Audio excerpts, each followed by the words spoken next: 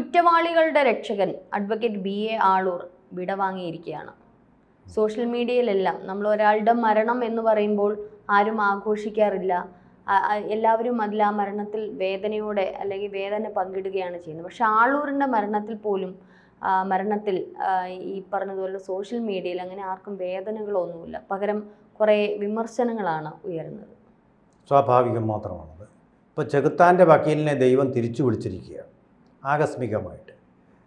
പക്ഷേ നമ്മളൊരു കാര്യം ഓർക്കേണ്ടത്, ആളൂർ എന്ന വ്യക്തിയെ അദ്ദേഹത്തിൻ്റെ മരണത്തെയും നമ്മൾ അനുശോചിക്കുന്നു. പക്ഷേ ആളൂർ ചെയ്തു കൂട്ടിയ തെറ്റുകൾ, കുറ്റവാളികൾ ചെയ്ത തെറ്റിനേക്കാൾ കൂടുതലാണ് ദൈവത്തിൻ്റെ ത്രാസിൽ വെച്ച് തൂക്കി നോക്കുമ്പോൾ. പ്രമാദമായ പല ബലാത്സംഗ കൊലക്കേസുകളിലും പ്രതിയുടെ ഭാഗത്ത് സാധാരണമായ ദാർഢ്യത്തോടു കൂടി ഉറച്ചുനിന്ന് വാദിച്ച, സ്വന്തം നിയോഗമാണെന്നതുപോലെ വന്ന് ചെകുത്താനെ പോലെ ലൂസിഫറിനെ പോലെയൊക്കെ വന്നിട്ട് ഒരു ഇല്ലുമിനാറ്റിയുടെ കൃത്യതയോടുകൂടി അത് വായിച്ച് അത് വാദിച്ച് ശിക്ഷയുടെ ആ ഒരു കാഠിന്യം കുറച്ചു പ്രതികളെ സഹായിച്ചിട്ടുള്ളവരാണ്. ആ തരത്തിൽ നോക്കുമ്പോൾ കുറ്റകൃത്യങ്ങൾ പ്രോത്സാഹിപ്പിക്കുന്ന ഒരു മെഫിസ്റ്റോഫിലിസ് അല്ലെങ്കിൽ ലൂസിഫറാണ് അദ്ദേഹം, അല്ലെങ്കിൽ ഒരു ഇല്ലുമിനാറ്റി ശക്തിയാണ് അദ്ദേഹം എന്നെനിക്ക് പറയേണ്ടി വരും. അതുകൊണ്ടാണ് ജനങ്ങൾ അദ്ദേഹത്തെ വെറുത്തത്. മരണത്തിൽ പോലും അദ്ദേഹത്തെ വെറുക്കുന്നത്. ഷേക്സ്പിയർ പറഞ്ഞിട്ടുള്ളത്, ഒരാൾ മരിച്ചു കഴിയുന്നതോടുകൂടി അദ്ദേഹത്തിൻ്റെ തിന്മകളെല്ലാം ലോകം മറക്കുകയും നന്മകൾ മാത്രം അവശേഷിക്കുകയും ചെയ്യുന്നു, ഓർമ്മശിലകളായിട്ട്, സ്മാരകശിലകളായിട്ട്. പക്ഷേ ഇദ്ദേഹത്തിൻ്റെ കാര്യത്തിൽ ഇതുപോലെ മറ്റാരുടെ കാര്യത്തിലും ഉണ്ടായിട്ടില്ലാത്തതുപോലെ ഈ മരണത്തിൽ ഒരുപക്ഷെ ഈദി അമീന് പോലും കിട്ടിയിട്ടില്ലാത്ത അത്ര ജനനിന്ദ അദ്ദേഹത്തിന് കിട്ടിക്കൊണ്ടിരിക്കുകയാണ്. അപ്പം ജീവിച്ചിരിക്കുമ്പോൾ എന്തുകൊണ്ട് ഇവരാരും അദ്ദേഹത്തെ കൈകാര്യം ചെയ്തില്ലെന്ന് പോലും തോന്നിപ്പോകും. പലപ്പോഴും അദ്ദേഹവുമായിട്ടുള്ള ഇൻ്റർവ്യൂകളിൽ ശ്രദ്ധിക്കാറുണ്ട്. അതിൽ പലരും ചോദിക്കാറുണ്ട്, നിങ്ങൾക്ക് യാതൊരുവിധ മനസ്താപവും ഇല്ലേ ഇത്തരത്തിലുള്ള കേസുകൾ ഏറ്റെടുക്കുന്നതിൽ? നിങ്ങൾക്ക് ഭാര്യയും മകളും ഒക്കെ ഇല്ലേ? അപ്പോൾ അത്തരത്തിൽ അവർക്കാണ് വന്നത്. അപ്പോൾ അയാൾ പറയുന്നു, ഞാനൊരു അഡ്വക്കേറ്റാണ്. നമ്മളുടെ ഇന്ത്യൻ നിയമം അല്ലെങ്കിൽ നീതി ദേവത എന്ന് പറയുന്നത് ഇരയ്ക്ക് മാത്രമല്ല പ്രതിക്ക് കൂടിയുള്ളത്. പ്രതിക്കുള്ള ഇളവുകൾ, അതായത് അതിലെന്തെങ്കിലും ഇളവുകൾ സാധ്യതകളുണ്ടെങ്കിൽ അത് ആ പ്രതിക്ക് അനുകൂലമായിട്ട് നിൽക്കാനാണ് ഓരോ അഡ്വക്കേറ്റും നിലകൊള്ളുന്നത്. അതിന് വേണ്ടിയിട്ട് എന്തെങ്കിലും പ്രതിക്കാണെങ്കിൽ ഇരയ്ക്കാണെങ്കിലും നീതിദേവത കണ്ണടച്ച ആ ഒരു നീതിദേവതയുടെ രൂപം പോലെ തന്നെ എന്തെങ്കിലും ഇളവുകളുണ്ടെങ്കിൽ അത് പ്രതിക്ക് കൂടി അവകാശപ്പെട്ടതാണ് എന്നുള്ള തരത്തിൽ അദ്ദേഹം പല ഇൻ്റർവ്യൂകളിലും പറഞ്ഞിട്ടുണ്ട്. അത് എത്രമാത്രം സാധ്യമായിരിക്കും? ഇത് പല അഡ്വക്കേറ്റ്, ഇപ്പോൾ ആളൂരിൻ്റെ മരണവുമായി ബന്ധപ്പെട്ട് ഇപ്പോൾ അഡ്വക്കേറ്റ്സ് പലരും പറയുന്ന ഒരു കാര്യമാണ്. അദ്ദേഹം വലിയ ക്രിമിനൽ ലോയറാണ്, പക്ഷേ ബുദ്ധിമാനായിട്ടുള്ളൊരു ബ്രില്യൻ്റ് ആയിട്ടുള്ളൊരു വക്കീൽ തന്നെയാണ്. അദ്ദേഹത്തിൻ്റെ ഡ്യൂട്ടിയാണ് ചെയ്യുന്നത്. പക്ഷെ നമുക്ക് എല്ലാ ജോലിക്കും ഒരു എത്തിക്സ് ഉണ്ട്. അപ്പം ഇത്തരത്തിൽ ഈ അഡ്വക്കേറ്റ്സ് എന്ന് പറയുന്നത് പ്രതികൾക്ക് ഹാജരാകുന്നവരുണ്ട്, ഇല്ലാന്നില്ല. പ്രതികളും ഹാജരാകണമല്ലോ, വക്കീലന്മാരാകുമ്പോൾ ഇരുഭാഗത്തും വേണമല്ലോ. പക്ഷേ ഇത്രയും നിന്ദ്യമായിട്ടുള്ള ക്രൂരമായിട്ടുള്ള ചില കേസുകളിൽ ഇത്തരത്തിൽ വക്കീലന്മാർ ഹാജരാകുന്നതിനോട് എന്താണ് സാർ പറയുന്നത്? ഹാജരാകേണ്ടി വരുന്ന സന്ദർഭങ്ങളുണ്ട്. ഉദാഹരണത്തിന് ഇപ്പോൾ ഒരു പ്രതി സ്വന്തം ഭാര്യയെ മുന്നിൽ വെച്ച് ബലാത്സംഗം ചെയ്യുന്നത് കണ്ട് ആ സന്ദർഭത്തിൻ്റെ ഒരു ആകസ്മികത കൊണ്ടും അതിൻ്റെ ഒരു പിരിമുറുക്കം കൊണ്ടും കൊലപാതകത്തിലേക്ക് പോകാം. ആത്മരക്ഷയ്ക്ക് വേണ്ടി നമുക്ക് ഹിംസ ചെയ്യുന്നതിൽ ഒരു തെറ്റുമില്ല, മഹാത്മാഗാന്ധിയും പറഞ്ഞിട്ടുള്ള കാര്യം.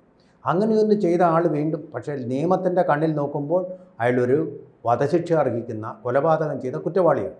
അങ്ങനെയുള്ള സന്ദർഭങ്ങളിൽ തീർച്ചയായിട്ടും ഒരു വക്കീൽ അദ്ദേഹത്തിന് വേണ്ടി, പ്രതിക്ക് വേണ്ടി വാദിക്കേണ്ടതാണ്. അങ്ങനെയുള്ള നിരവധി സന്ദർഭങ്ങളുണ്ട്. പക്ഷേ ഈ വക്കീലന്മാരെയും ഭരിക്കേണ്ട ഒന്നെന്ന് പറയുന്നത് ഒരു മാനുഷികമായിട്ടുള്ള ഒരു പരിഗണനയാണ്.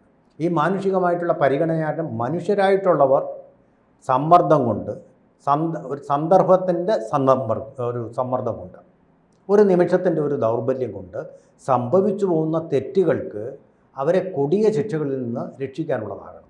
അതാണ് മാനുഷിക മുഖമുള്ള നീതി നടപ്പാക്കൽ അല്ലെങ്കിൽ വാദം എന്ന് പറയുന്നത്. മറിച്ച് സൈക്കോഫൈലായിട്ടുള്ള ഒരു ക്രിമിനൽ എന്ന് പറഞ്ഞാൽ അവന് കൊലപാതകം ചെയ്തേ മതിയാവും. അവന് കൊലപാതകത്തിന് വധശിക്ഷ ഒഴികെ മറ്റേത് ശിക്ഷ കിട്ടിയാലും അവൻ പുറത്തിറങ്ങിയാൽ വീണ്ടും ഈ കൊല ആവർത്തിക്കും. ഒരു ചെന്താമരയുടെ കാര്യം നമ്മൾ കണ്ടിട്ടില്ലേ? പശ്ചാത്താപം ഒരിക്കലും ഉണ്ടാവാത്ത, നമ്മുടെ പഹൽഗാമിലെ ഭീകരരെ പോലെയുള്ള ഒരാൾ, അവർക്ക് വേണ്ടിയൊക്കെ വാദിക്കാൻ തുടങ്ങിയാൽ ലോകത്തിൻ്റെ നിയമക്രമം എന്തായിട്ട് തീരും? സമൂഹത്തിൻ്റെ സുരക്ഷിതത്വം എത്രമാത്രം പാളിപ്പോവും? പക്ഷേ ഇവിടെ പറ്റാം, പ്രോസിക്യൂഷൻ്റെ ഭാഗത്ത് നിന്ന് വെക്കുന്ന വക്കീലിന് ചിലപ്പോൾ ഇദ്ദേഹത്തോളം ബ്രില്യൻസ് ഇല്ലെങ്കിൽ, സൂപ്പർ ബ്രില്യൻസ് ഇല്ലെങ്കിൽ ആ കേസ് പ്രതിക്ക് അനുകൂലമായി വരികയാണ്. എന്ന് പറഞ്ഞാൽ ആ പ്രതികൾ ചിലപ്പോൾ ഒരുപക്ഷെ വെറുതെ പോകാം, വെറുതെ ഒരു ശിക്ഷയും കിട്ടാതെ പോയി വീണ്ടും സമൂഹത്തിൽ ശരിക്ക് പറഞ്ഞാൽ നിരപരാധികളായിട്ടുള്ള ആളുകളെ, ഇരകളെ കൊന്നുകൂട്ടും. നിരായുധരായിട്ടുള്ള ആളുകളെ കൊന്നുകൂട്ടുന്ന അവരുടെ സൈക്കോ വൃത്തി അവർ വീണ്ടും ആവർത്തിച്ചു കൊണ്ടേയിരിക്കും. അതാണ് ഇത്തരം വക്കീലുമാർ. തൻ്റെ ബ്രില്യൻസ് എന്ന് പറയുന്നത് മാനുഷികമാകുന്നില്ല. ബ്രില്യൻസ് ഉപയോഗിച്ചുകൊണ്ട് സമൂഹത്തിനെ നന്നാക്കാൻ വേണ്ടിയിട്ടാണ് വക്കീലന്മാർ ശ്രമിക്കേണ്ടത്. അവരെടുക്കുന്ന ആ സന്നദ്ധയിൽ അത് പറയുന്നുണ്ട്. ആ സന്നദ്ധ ഹിപ്പോക്രാറ്റിസ് ഓത്ത് എന്ന് പറയുന്നത് പോലെ തന്നെ ഇവരും പാലിക്കേണ്ടതായിട്ടുള്ള ചില മര്യാദകളുണ്ട്. തീർച്ചയായിട്ടും പറഞ്ഞതുപോലെ മാനുഷിക പരിഗണന എന്ന് പറയുമ്പോൾ നമ്മുടെ സമൂഹത്തിലേക്ക് ഇറങ്ങി ചെല്ലുമ്പോൾ ഈ ഒരു മാനുഷിക പരിഗണന നമുക്ക് മനസ്സിലാവും. പക്ഷേ ഇന്ത്യൻ പീനൽ കോഡ് അല്ലെങ്കിൽ നിയമത്തിലേക്ക്, കോടതിയിലേക്ക് ചെല്ലുമ്പോഴത്തേക്ക് അവിടെ മാനുഷിക പരിഗണനയേക്കാളും അപ്പുറം വിസ്താരങ്ങളോ അല്ലെങ്കിൽ തെളിവുകളുമാണ് പ്രധാനപ്പെട്ടത്. അപ്പോൾ ആ തെളിവുകൾ ഒരുപക്ഷെ മാനുഷിക പരിഗണനയിൽ ചിലപ്പോൾ ഒരു അഡ്വക്കേറ്റ് ഇതിൽ നിന്ന് മാറിയിരിക്കാം. പക്ഷേ ഒരു നിയമവ്യവസ്ഥയിലോട്ട് ചെല്ലുമ്പോൾ, കോടതിയിലോട്ട് ചെല്ലുമ്പോൾ തെളിവുകൾക്കല്ലേ പ്രാധാന്യം. ആ തെളിവുകളിൽ എന്തെങ്കിലും ഇളവുകൾ ഉണ്ടെങ്കിൽ പ്രതികൾക്ക് ഇത്തരത്തിൽ ഇളവുകൾ അല്ലെങ്കിൽ വിധിയിൽ ഇളവുകൾ ലഭിക്കുന്നതിൽ തെറ്റില്ല എന്നുള്ളതല്ലേ? അത് നമ്മൾ അത് തെറ്റായിട്ട് വ്യാഖ്യാനിക്കപ്പെടുന്നതാണ്. അതായത് നമ്മുടെ ഇപ്പോഴത്തെ ഭാരതീയ ന്യായ സംഹിത ആണല്ലോ ഇന്ത്യൻ പീനൽ കോഡിന് പകരം ഇപ്പോൾ ഉള്ളത്.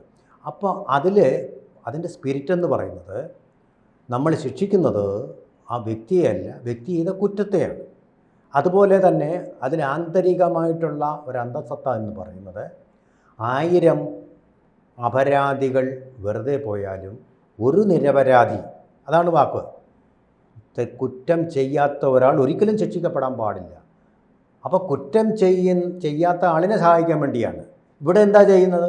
അതിന് നേരെ തിരിച്ച് കുറ്റം ചെയ്യുന്ന ആളിനെ മനഃപൂർവ്വം അറിഞ്ഞുകൊണ്ട് തന്നെ സഹായിക്കാൻ വേണ്ടിയിട്ട് അയാൾക്ക് സൗജന്യങ്ങൾ അനുവദിച്ചു കൊടുക്കാൻ ആളൂര് പലപ്പോഴും അങ്ങോട്ട് ചെല്ലുകയാണ് ചെയ്യുന്നത്. അത് വക്കീലിൻ്റെ ഒരു ക്രിമിനൽ മെൻറ്റാലിറ്റിയാണ് കാണിക്കുന്നത്. ഞാൻ അതിനുവേണ്ടി വാദിക്കാൻ പോകും എന്ന് സ്വന്തം നിയോഗം പോലെ ഓടിയങ്ങ് പുറപ്പെടുകയാണ്. പക്ഷെ ആളൂര് പലപ്പോഴും ഒരു നീതി ന്യായ വകുപ്പ്, അതായത് നമ്മുടെ കോടതികൾക്കൊക്കെ ഒരു വെല്ലുവിളി, അതായത് പലപ്പോഴും പലതും പഠിപ്പിച്ചു കൊടുക്കുകയാണ് ചെയ്തതെന്ന് ഞാൻ പറയും. കാരണം ഇന്ത്യൻ ഇപ്പം നമ്മുടെ പോലീസ് അന്വേഷണവുമായി ബന്ധപ്പെട്ട പല കേസുകളിലും അതിൻ്റെ വീക്ക് പോയിന്റുകൾ അദ്ദേഹത്തിൻ്റെ ബ്രില്യൻസിൽ അദ്ദേഹത്തിൻ്റെ ഭാഗത്താക്കുകയും അതിൽ കോടതിയിൽ ഇപ്പം പ്രോസിക്യൂഷൻ പറയുന്ന പല കാര്യങ്ങളും അതിൻ്റെ വീക്കായിട്ടുള്ള പല കാര്യങ്ങളും ആളൂരിൻ്റെ ഭാഗത്ത് വലിയ ശക്തിപ്പെടുത്തുകയും ചെയ്തു. അപ്പം ഇത്തരത്തിൽ ചൂണ്ടിക്കാണിക്കുന്ന ആളൂർ എന്നൊരു അഡ്വക്കേറ്റ് ചൂണ്ടിക്കാണിക്കുന്ന നമ്മുടെയൊക്കെ നിയമവ്യവസ്ഥയുടെ ഈ അന്വേഷണത്തിൻ്റെയും പ്രോസിക്യൂഷൻ്റെയൊക്കെ വീക്ക് പോയിന്റുകളാണ്. അത് കുറച്ചുകൂടി ബലപ്പെടുത്തണം എന്നുള്ളത്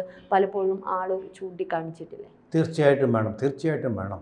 കാരണം ഞാൻ ഉദാഹരണം പറഞ്ഞു കഴിഞ്ഞാൽ ഈ അറബ് രാജ്യങ്ങളിലെ ബലാത്സംഗം എന്ന് പറയുന്ന പരിപാടി അചിന്ത്യമാണ്, നടക്കാറേ ഇല്ല ഇവിടെ. എന്തുകൊണ്ട്? ഏത് രാത്രിയിലും ഏത് സ്ഥലത്തും എത്ര മണിക്ക് വേണമെങ്കിലും ഏത് യുവതികൾക്കും, അവിടെ സുന്ദരികളായ യുവതികളുള്ള നാടാണത്, അവിടെ നടക്കാം, ഒരു കുഴപ്പവും സംഭവിക്കുന്നില്ല. അവരെ സംരക്ഷിക്കുന്ന അവരുടെ പർദ്ദയല്ല, മറിച്ച് അവിടുത്തെ നിയമവ്യവസ്ഥയാണ്.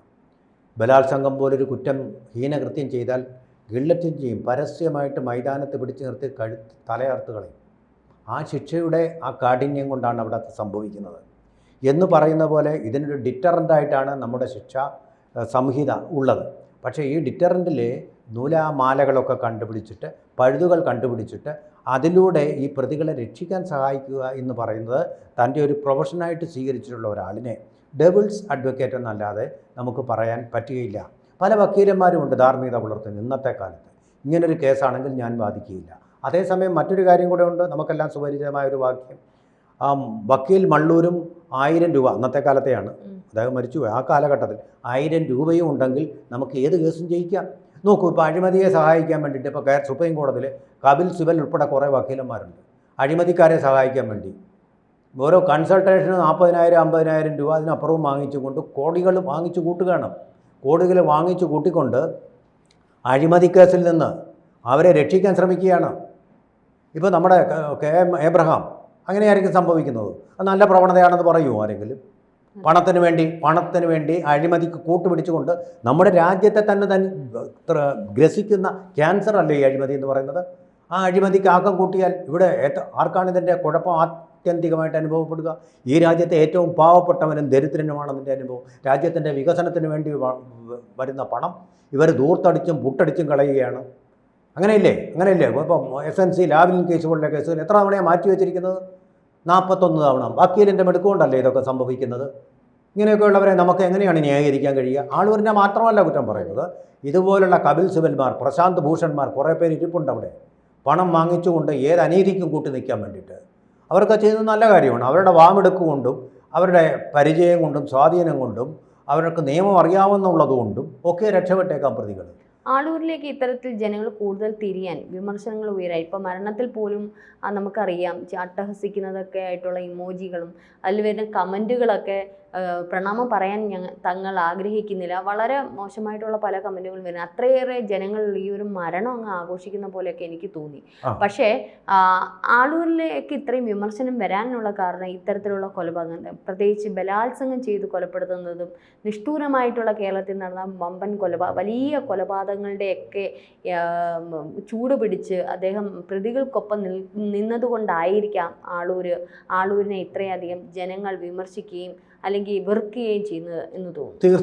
തീർച്ചയായിട്ടും നമ്മുടെ ഈ രാജ്യത്തിൻ്റെ ഭരണഘടനയ്ക്കും നമ്മുടെ ഈ സ്വാതന്ത്ര്യത്തിനും എല്ലാം നിദാനമായിട്ടുള്ള കാരണഭൂതനാരോ ആ മഹാത്മാഗാന്ധി ഒരു വക്കീലായിരുന്നല്ലോ.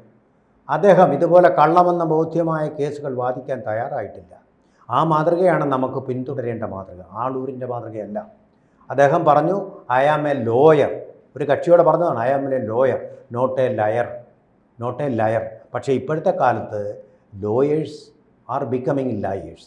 ഇത് നമ്മുടെ രാജ്യത്തിന് ദ്രോഹം ചെയ്യുന്ന ഒന്ന് തന്നെയാണ്. രാജ്യദ്രോഹം എന്ന് ഞാൻ പറയുന്നില്ല, രാജ്യത്തിന് നമ്മുടെ ജനങ്ങൾക്ക് ദ്രോഹം ചെയ്യുന്ന ഒന്ന് തന്നെയാണ്. അപ്പോൾ അതിൻ്റെ സ്പിരിറ്റ് ഉൾപ്പെടണം. പിന്നെ വീണ്ടും ഞാൻ ആവർത്തിച്ച് പറഞ്ഞു, ആളൂർ എന്ന് പറയുന്ന ആളിനെയല്ല നമ്മൾ വെറുക്കുക, ജനങ്ങളും വെറുക്കുക. പക്ഷേ നമ്മൾ വെറുക്കുന്നത് അദ്ദേഹം ചെയ്തു കൂട്ടിയ പാപങ്ങളെയാണ് വെറുക്കുന്നത്. അതുപോലെ തന്നെ മറ്റൊരു കാര്യമുണ്ട്, ഇതിൻ്റെ ഒരു പ്രതിപുരുഷനുണ്ട്, ഓർക്കുന്നുണ്ടാവും, നവാബ് രാജേന്ദ്രൻ എന്ന് പറഞ്ഞിട്ട് ഒരാൾ. തീരെ ഒരു സഞ്ചിയും തൂക്കിക്കൊണ്ട് തീരെ മുഷിഞ്ഞ വസ്ത്രങ്ങൾ ഒരു ജൂബയുമായിട്ട് ഈ നാട് നീളെ നടന്ന് അഴിമതിക്കെതിരെ പോരാടിയ ഒരൊറ്റയാൾ പട്ടാളം.